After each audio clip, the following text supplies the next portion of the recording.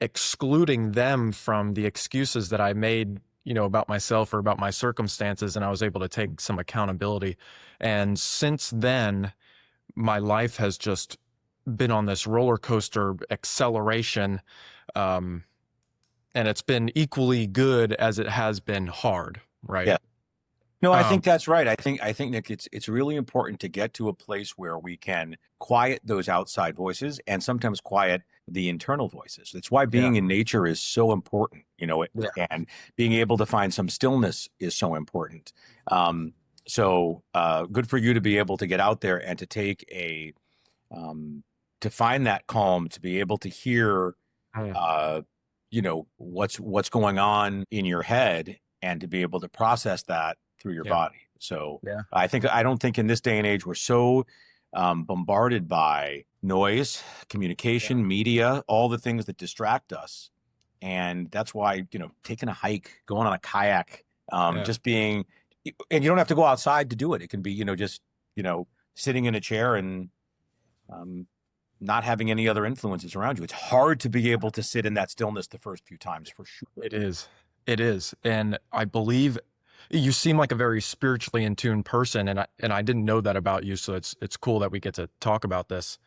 Um, but I feel like the more that, and I don't know if you meditate, but the more that Okay. you do that every day, Mm. okay, yeah. So I find the more that I do that, the more my body wants to revert to that meditative space when my mind gets going really fast and I start taking in all these distractions, and like sometimes it's like there's a little person in the back of my mind that jumps forward and goes, stop. Just put everything aside, and it's almost like sitting in peace and sitting in quiet becomes a craving, really.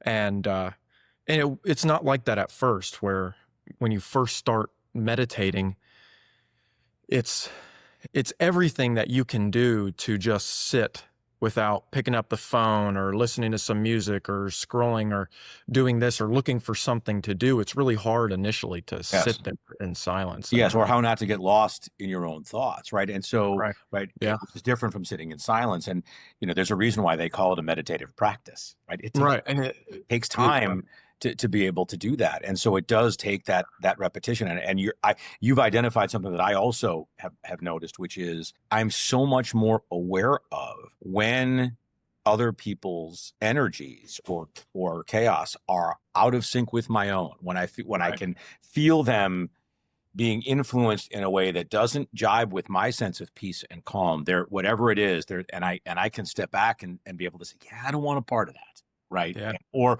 to even be able to say, I wonder what's affecting them, because Yeah. that may then change how I interact with them, Right. rather than just accepting it and trying to buy into it, which was kind of my old Right. habit.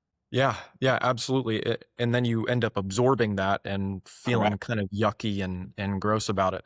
And so that's another uh what would you say, side effect of meditation, and noticing what's going on in your own body. Yes. And then meditating becomes a thing that you do everywhere. It's a walking meditation. When you're driving, you're meditating. When you're even having conversations with people, it can become a meditation. And so that breeds a sort of intuition and sensitivity, social sensitivity, like you were saying.